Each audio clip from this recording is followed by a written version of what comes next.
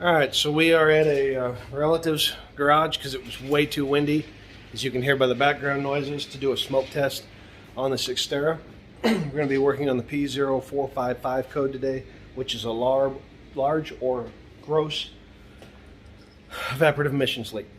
Now we're going to use the machine that I used, or I showed you in a previous video, and we're going to use some duct tape and some vice grips and show you how an average person can spend not very much money and diagnose their own deal.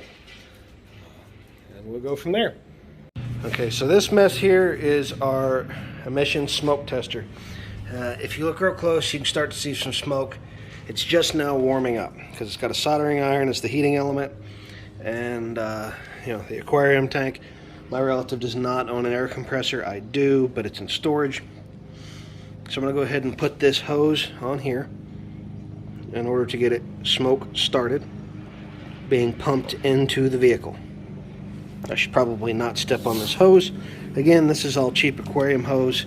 It was like $3 something at Walmart for 25 foot of this, and this slightly better, more flexible stuff came with the pump, which I had to buy at Petco.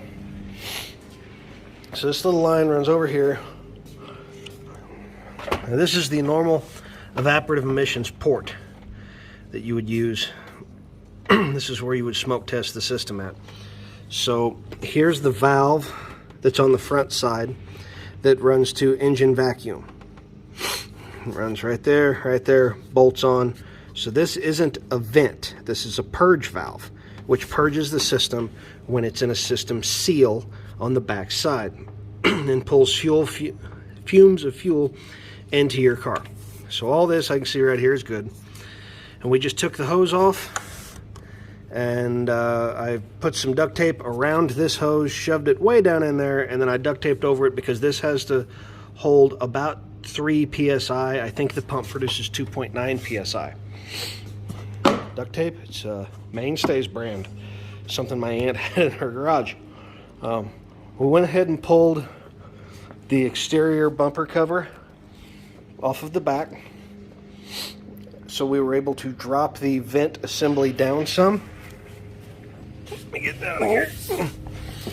And the vent valve actually lives up just on top of there. Horrible image. You can see where it's unplugged. You can kind of see part of it right there. But the important part is that the hose for it is right there.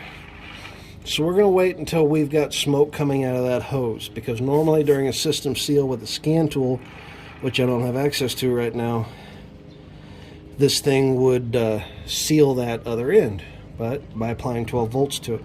So I can either back pin or try and find a good way to do that, or I can just pull this off, wait till there's smoke, because I've already pulled it off once and verified that it does close with 12 volts and there's no flow through it. But it doesn't necessarily mean it's good. It just means that it works in that way. I don't have a good way to monitor it, but I do have, I don't have live data, that kind of thing right now.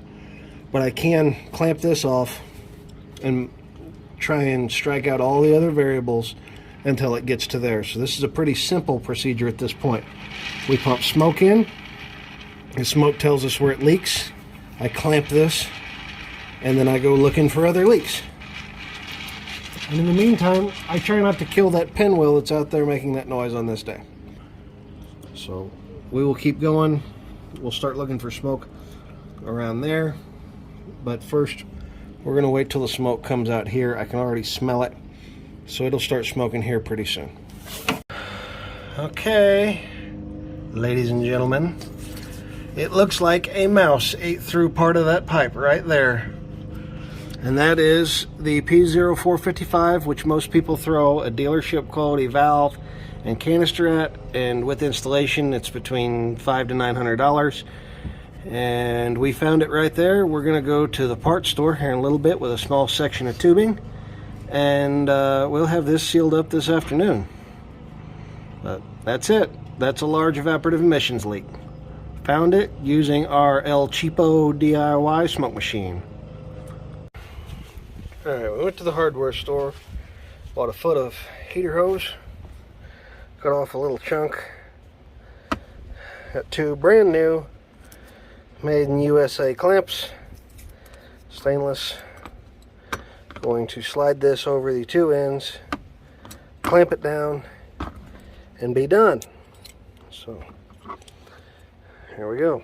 Alright, so there's our fender.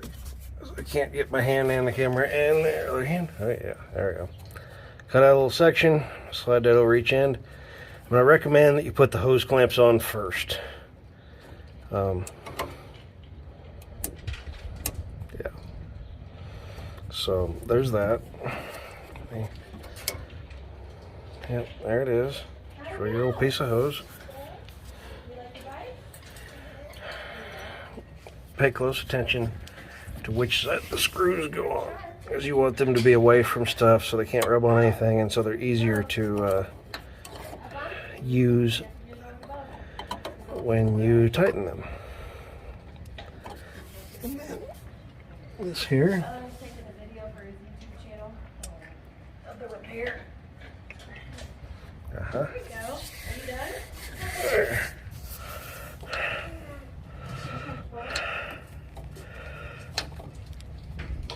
Alright, that ends on. And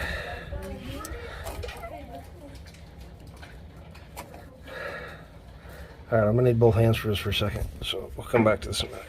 Alright, so both ends of that are pressed in there just as far as they will go. We'll put this over top, about right there, just leave enough, that way it doesn't have a tendency to slip off. So about right there. And we'll do the same thing about right there. So it's got like an 1/8 inch hanging. I will tighten these with the camera off, and then we'll go back to the final repair and give you an idea what we did. Alright, ladies and gentlemen, there it is. The $6 repair on the P0455.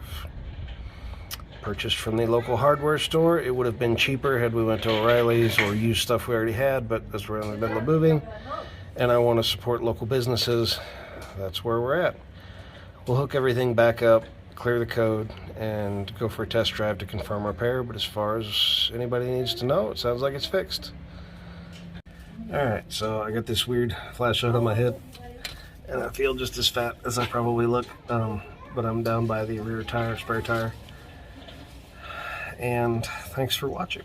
I hope this helped you in some way, shape, or form, and it did save me quite a bit of money. I hope it saves you some. Have a great day.